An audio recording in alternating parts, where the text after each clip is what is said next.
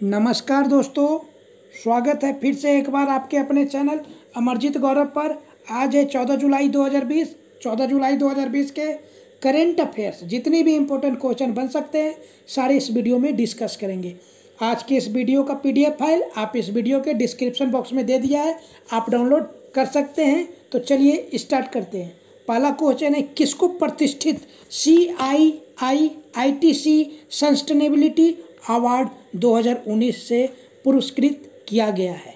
तो NTPC, और NTPC का फुल फॉर्म होता है दोस्तों नेशनल थर्मल पावर कॉरपोरेशन। विद्युत मंत्रालय के अंतर्गत आने वाले केंद्रीय सार्वजनिक उपक्रम और भारत की सबसे बड़ी बिजली उत्पादन कंपनी को कॉर्पोरेट उत्कृष्टता श्रेणी कॉर्पोरेट एक्सीलेंस कैटेगरी के अंतर्गत उत्कृष्ट उपलब्धि के लिए यह पुरस्कार दिया गया है। NTPC को इसके वंचित पृष्ठभूमि से आने वाली और स्कूल जाने वाली लड़कियों को लाभ पहुंचाकर उनके समग्र विकास को समर्थन प्रदान करने के लिए गर्ल एम्पावरमेंट मिशन जैसे सतत विकास प्रयासों के लिए पुरस्कृत किया गया है। तो याद रखिएगा दोस्तों कि किसको प्रतिष्ठित CII-ITC सस्टेनेबिलिटी अवार्ड 2019 से पुरस्कृत किया गया है NTPC, और NTPC का स्थापना 1975, मुख्यालय दिल्ली और अध्यक्ष गुरदीप सिंह। अब अदर ऑप्शन का बात किया जाए दोस्तों, तो AIIB Asian infrastructure investment bank ने L&T इंफ्रास्ट्रक्चर फाइनेंस लिमिटेड को $50 मिलियन का ऋण देने की घोषणा की है। CBDT दोस्तों, तो CBDT केंद्रीय प्रत्यक्ष कर board, central board of direct taxes CBDT और भारतीय प्रतिभूति और विनिमय board security and exchange board of India SEBI ने डेटा एक्सचेंज करने के लिए समझौते पर हस्ताक्षर किया है। BDL, तो भारत डायनामिक्स लिमिटेड ने रक्षा अनुसंधान एवं विकास संगठन और रक्षा अनुसंधान एवं विकास प्रयोगशाला के साथ आकाश मिसाइल वीपन सिस्टम के लिए लाइसेंस और ट्रांसफर ऑफ टेक्नोलॉजी एग्रीमेंट पर हस्ताक्षर किया है। दूसरा नंबर क्वेश्चन है, किस राज्य द्वारा कोविड-19 महामारी के बीच भारत की पहली ई लोक अदालत का आयोजन किया गया? ई लोक अदालत दोस्तों, तो छत्तीसगढ़। कौन सा दोस्तों? तो छत्तीसगढ़। ई लोक अदालत के तहत ऑनलाइन लाइव सुनवाई वीडियो कॉन्फ्रेंसिंग के जरिए की गई। ई लोक अदालत का आयोजन उच्च न्यायालय और छत्तीसगढ़ राज्य विधिक सेवा प्राधिकरण द्वारा किया गया और जिसका उद्घाटन छत्तीसगढ़ उच्च न्यायालय के मुख्य न्यायाधीश PR रामचंद्र मेनन ने किया था। ई लोक अदालत के दौरान राज्य भर के 23 जिलों की लगभग 200 बेंचों ने 3000 से अधिक मामलों की सुनवाई की है। तो याद रखिएगा दोस्तों, किस राज्य द्वारा कोविड-19 महामारी के बीच भारत की पहली ई लोक अदालत का आयोजन किया गया? छत्तीसगढ़, और छत्तीसगढ़ की राजधानी रायपुर। मुख्यमंत्री भूपेश बघेल, राज्यपाल अनुसुईया उइके, राज्य का पशु वन भैंसा और राज्य का पक्षी पहाड़ी मैना। जिला 27, विधानसभा 91, लोकसभा 11 और राज्यसभा 5। अगर अदर ऑप्शन का बात किया जाए, मणिपुर, तो हाल ही में मणिपुर सरकार ने कोरोना वायरस महामारी के खतरे को देखते हुए फूड नामक एक नई पहल आरंभ की है। तेलंगाना, तो हाल ही में तेलंगाना सरकार ने वेरा स्मार्ट हेल्थ केयर द्वारा भारत की पहली ऑटोमेटेड कोविड-19 मॉनिटरिंग सिस्टम ऐप को विकसित किया है। दिल्ली, तो हाल ही में दिल्ली सरकार ने SS कोरोना नामक एक नई मोबाइल एप्लीकेशन लॉन्च की है। तीसरा नंबर क्वेश्चन है, किसने ATL app development module launch किया है?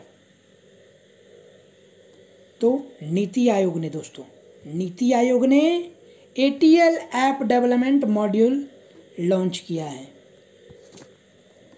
इस मॉड्यूल को भारतीय स्टार्टअप प्लेजमो के सहयोग से लॉन्च किया गया है।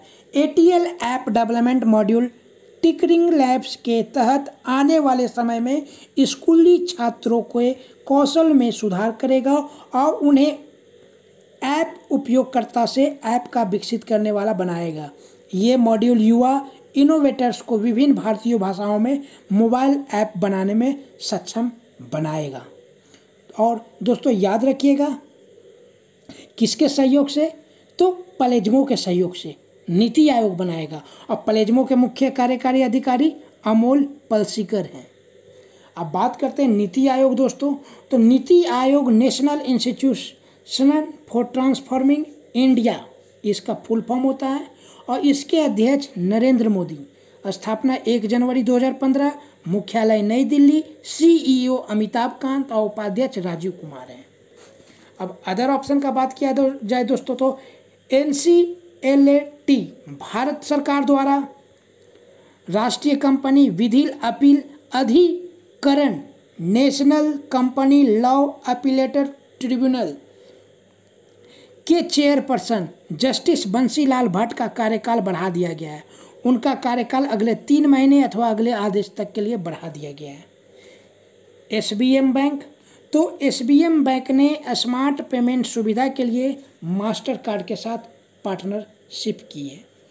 माइक्रोसॉफ्ट, तो माइक्रोसॉफ्ट ने कोविड-19 संकट के बीच अगले 12 महीनों में देश के युवाओं को डिजिटल कौशल प्रदान करने के लिए राष्ट्रीय कौशल विकास निगम नेशनल स्किल डेवलपमेंट कॉरपोरेशन के साथ साझेदारी की है। चौथा नंबर क्वेश्चन है, एक बार फिर सिंगापुर के प्रधानमंत्री कौन बन गए हैं? तो ली सियन लूंग दोस्तों, ली सियन लूंग। सत्तारूढ़ पीपुल्स एक्शन पार्टी द्वारा सिंगापुर में हुए आम चुनाव में जीत हासिल करने के बाद ली सियन लूंग एक बार फिर सिंगापुर के प्रधानमंत्री बन गए हैं। और PAP ने आम चुनाव में 93 सीटों में से 83 सीटें जीत ली है, जिसके साथ ही ली सियन लूंग ने सिंगापुर के प्रधानमंत्री के रूप में चौथा कार्यकाल जीता है दोस्तों। कितनवां कार्यकाल? चौथा कार्यकाल। अब बात करते हैं दोस्तों सिंगापुर, तो सिंगापुर का मुद्रा सिंगापुर डॉलर है और राष्ट्रपति सेल्पन रामनाथन है और मुद्रा सिंगापुर डॉलर। और सिंगापुर में भारत के राजदूत श्री पेरियासामी कुमारन, श्री पेरियासामी कुमारन दोस्तों। अब बात करें अदर ऑप्शन का दोस्तों, तो शी जिनपिंग, इनको कौन नहीं जान रहा है अभी दोस्तों?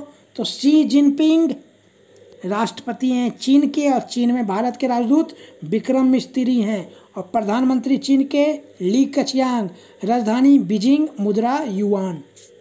इमरान खान, तो पाकिस्तान में भारत के उच्चायुक्त गौरव अवलिया हैं और राष्ट्रपति आरिफ अलवी।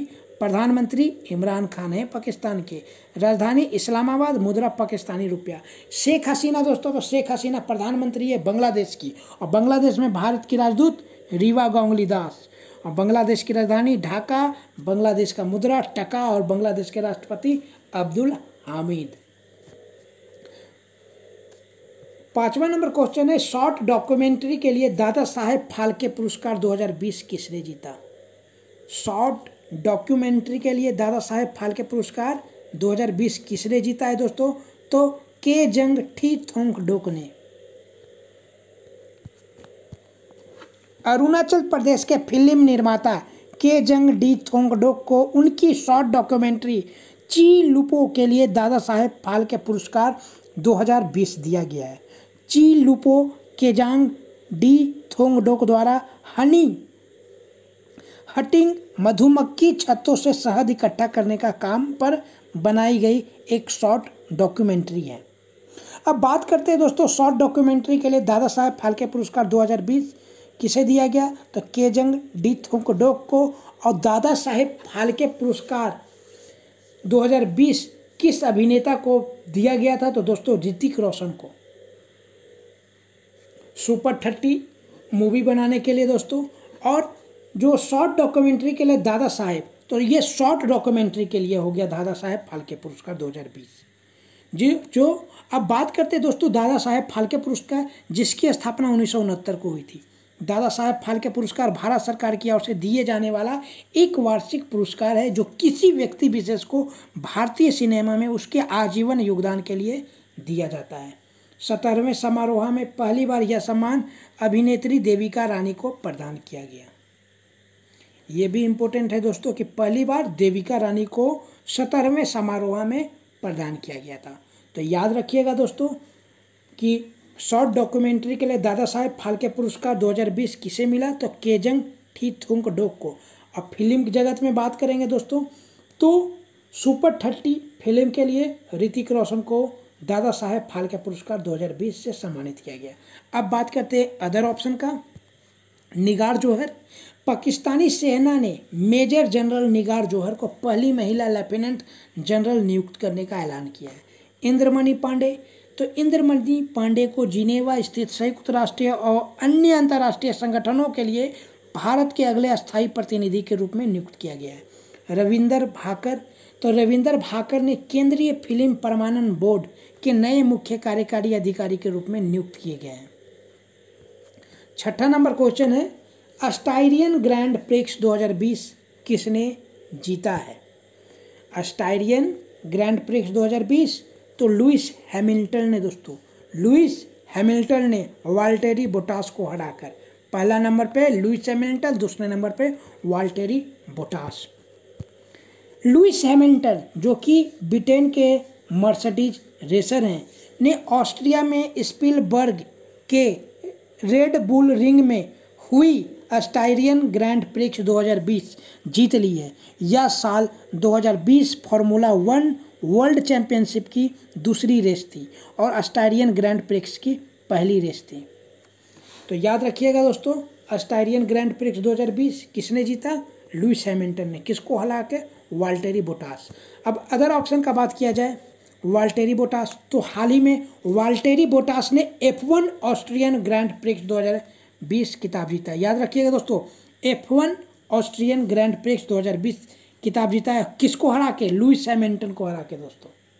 अब बात करते हैं इंजेति श्रीनिवास, तो 1983 बैच के IAS अधिकारी इंजेति श्रीनिवास को 3 साल की अवधि के लिए अंतर्राष्ट्रीय वित्तीय सेवा केंद्र प्राधिकरण के पहले चेयरमैन के रूप में नियुक्त किया गया है। क्यूटन डिकॉक, तो क्रिकेट दक्षिण अफ्रीका के वार्षिक पुरस्कार 2020 में क्यूटन डिकॉक को men's cricketer of the year के रूप में नामित किया गया है। 7वां नंबर क्वेश्चन है, हाल ही में विश्व मलाला दिवस कब मनाया गया? तो दोस्तों 12 जुलाई को विश्व मलाला दिवस मनाया जाता है। मलाला यूसुफजई दोस्तों ये हैं। संयुक्त राष्ट्र ने युवा कार्यकर्ता मलाला यूसुफजई के योगदान को सम्मानित करने के लिए 12 जुलाई को विश्व मलाला दिवस के रूप में घोषित किया है।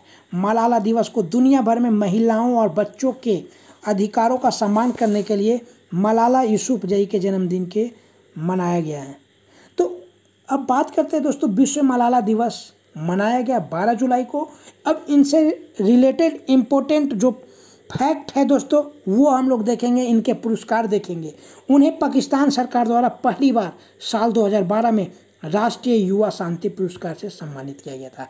कब? 2012 में। और वर्ष 2014 में वह 17 साल की उम्र में बाल अधिकारों के लिए अपने प्रयासों के लिए नोबेल शांति पुरस्कार पाने वाली सबसे कम उम्र की प्राप्तकर्ता बनी। नोबेल पुरस्कार 2014 में दोस्तों। और संयुक्त राष्ट्र ने 2019 में अंत जारी की गई अपनी समीक्षा रिपोर्ट में मलाला को दशक में दुनिया में सबसे प्रसिद्ध किशोरी घोषित किया था। साथ ही मलाला को कनाडा की मानद नागरिकता से भी नवाजा गया है, जिसके साथ वह कनाडा में हाउस ऑफ कॉमन्स को संबोधित करने वाली सबसे कम उम्र की व्यक्ति बनी थी। एक्टिविस्ट पर बनी डॉक्यूमेंट्री ही नेम्ड मी मलाला को साल 2015 में ऑस्कर के लिए शॉर्टलिस्ट भी किया गया था। तो ये थी दोस्तों मलाला यूसुफजई जो कि पाकिस्तान की थी। तो विश्व मलाला दिवस कब मनाया जाता है? 12 जुलाई को। अब अदर ऑप्शन का बात किया जाए दोस्तों तो 11 जुलाई विश्व जनसंख्या दिवस मनाया गया। और इस वर्ष के विश्व जनसंख्या दिवस 2020 का विषय था putting the breaks on covid safeguarding the health and rights of women and girls. 4 जुलाई सांस्कृतिक मंत्रालय के तत्वावधान में 4 जुलाई को अंतर्राष्ट्रीय बौद्ध परिसंघ द्वारा धर्म चक्र दिवस मनाया गया। 1 जुलाई नेशनल चार्टेड अकाउंट्स डे मनाया गया। 8वां नंबर क्वेश्चन है,